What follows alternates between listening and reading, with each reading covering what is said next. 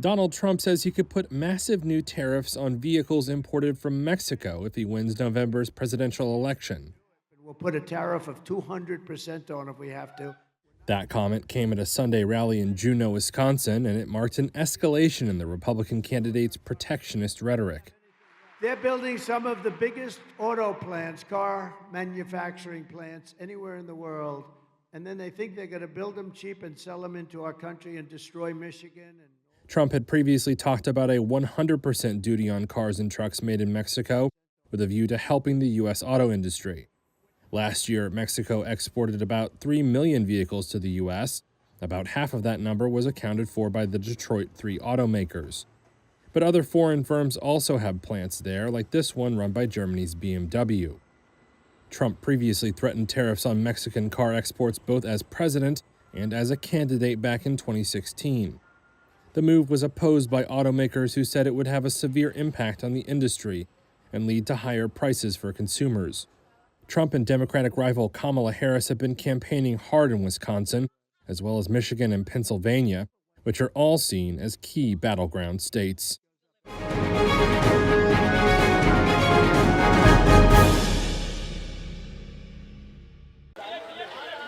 Two Chinese nationals were killed in an explosion near the international airport of the southern Pakistani city of Karachi on Sunday night.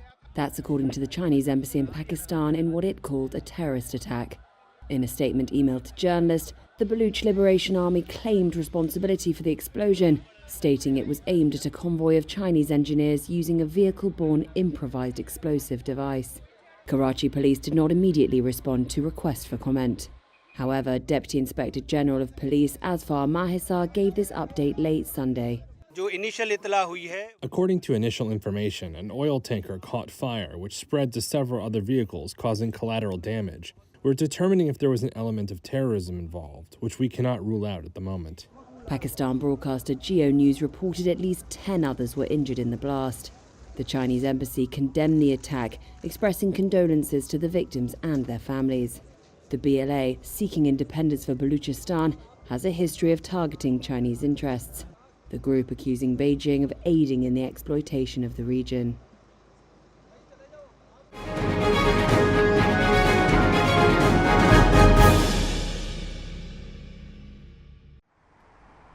BP has abandoned a target to cut oil and gas output by 2030. Three sources told Reuters of the new approach. They said CEO Murray Auchincloss is scaling back the firm's energy transition strategy to regain confidence from investors. 4 years ago, BP pledged to cut output by 40% by 2030 while rapidly growing renewables. It was the sector's most ambitious energy transition plan. But the firm scaled back the target in February last year to a 25% reduction as investors focused on near-term returns rather than the energy transition. The sources said BP now aims to do several new investments in the Middle East and the Gulf of Mexico to boost its oil and gas output. Auchincloss took over in January but has struggled to stop the fall in BP's share price. The energy giant has underperformed its rivals so far this year as investors have questioned its ability to generate profits under its current strategy. Auchincloss has tried to distance himself from the approach of previous boss Bernard Looney. He's vowed to focus on returns and investing in the most profitable businesses, primarily oil and gas, though the company continues to target net zero emissions by 2050. The sources added Auchincloss will present his updated strategy at an investor day in February. Rival Shell has also scaled back its energy transition strategy since Wael Sawan took over as CEO in January. The shift at both companies has come with a renewed focus on European energy security. It follows the price shock sparked by Russia's invasion of Ukraine in early 2022. We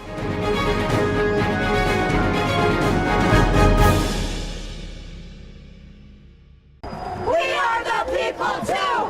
We won't stop fighting! 3! We want divestment now! Now! Now! Now! Now! We are the people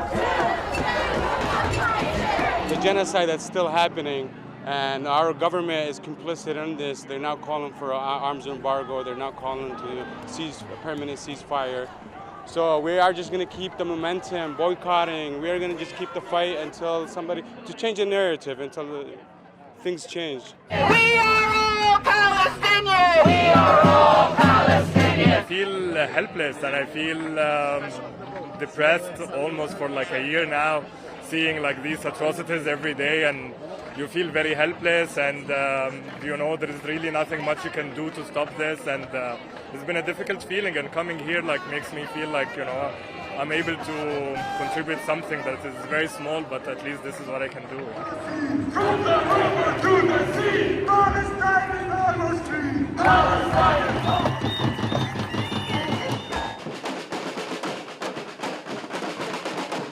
En estos momentos, camaradas, está llegando la marcha en un llamado a nuestro país México.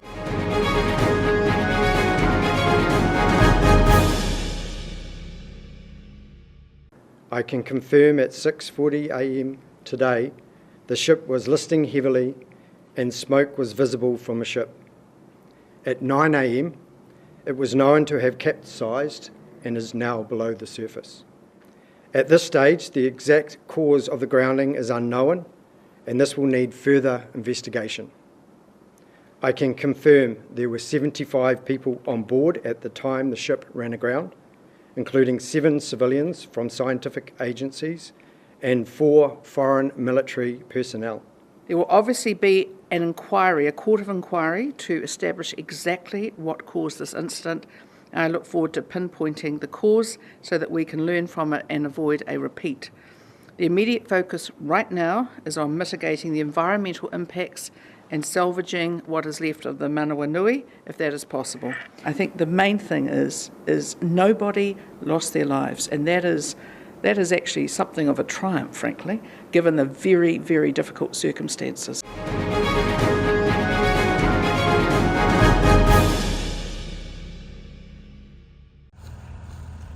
Florida is bracing for another major hurricane on the heels of Helene. The state was preparing for its largest evacuation since 2017 as Milton, which authorities say strengthened into a hurricane, bore down on western Florida.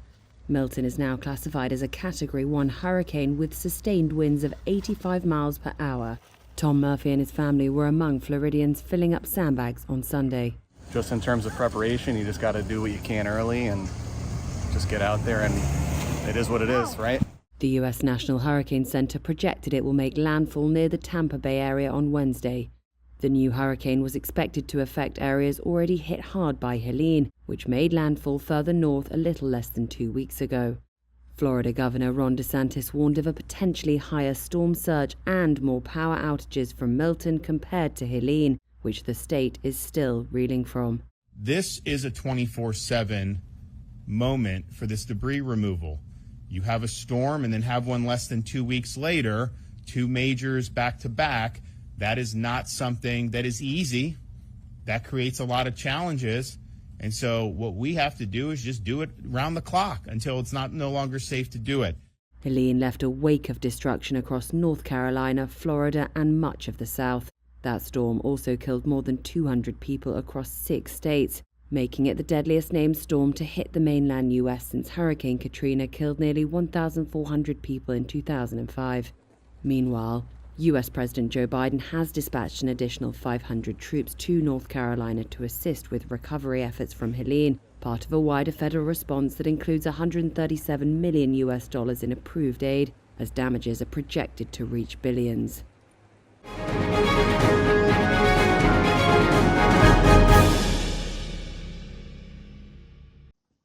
The Tokyo Metro is set to do Japan's biggest share listing in 6 years.